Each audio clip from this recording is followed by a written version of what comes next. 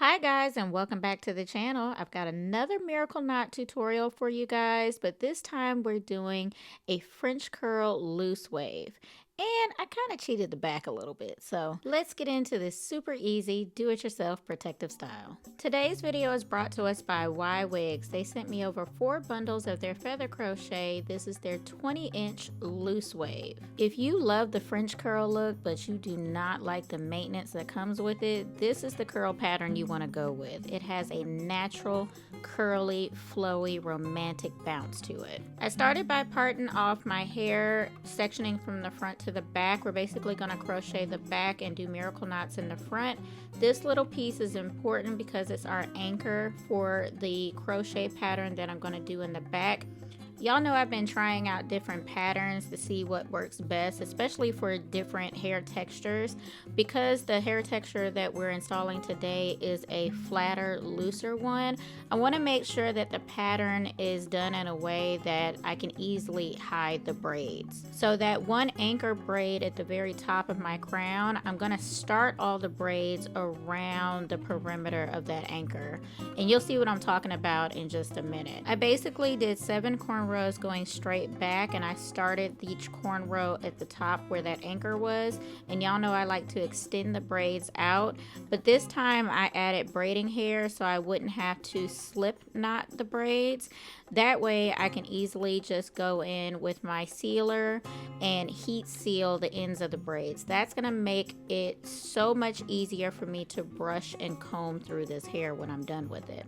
Not only is using the braiding hair helpful with this step, but adding the braiding hair also adds structure to my own hair. I have fine textured hair, and you know, with miracle knots, when you start pulling and tugging and manipulating the hair, it pulls on your natural hair. So the braiding hair provides a lot of structure and the ability for me to comb and brush through this hair with no problems.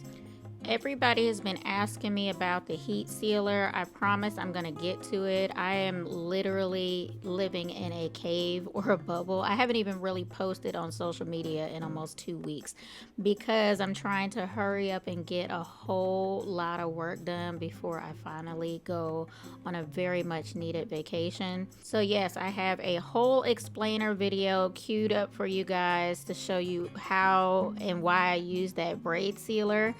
If you've been with me for a while, you know exactly what it is and why I use it, but this one's going to be for the newbies.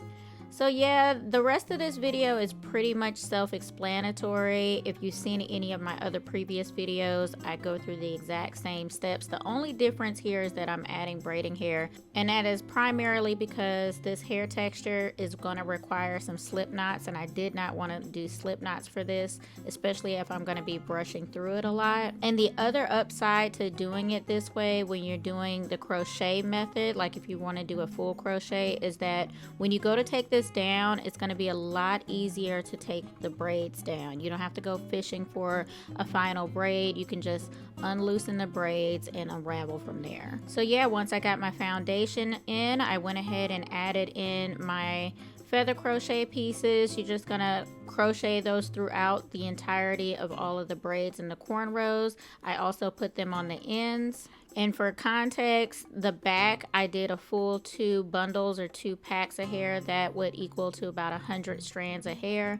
And then the front, I did the other 2 packs. The next few minutes are for you to follow along, but if you want to skip to the end, I'll add a timestamp here.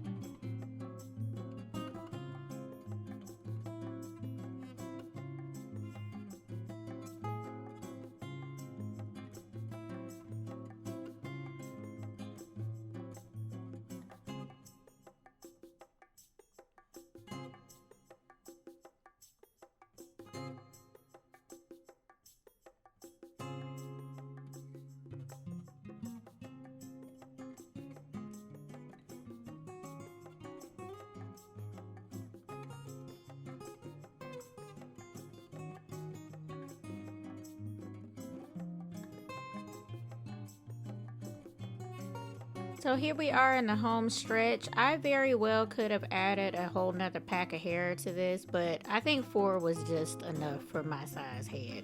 And I did not cut a whole lot, just a little bit at the ends. You could get away with some good layering, but this hair really didn't need a lot of work, y'all. I didn't have to curl it. I didn't have to set it. Like, it literally came out the package just like this. Absolutely gorgeous. Out of every curl pattern that I have done so far, and I think I've done them all, y'all. I think I've done them all. This would have to be my everyday go-to.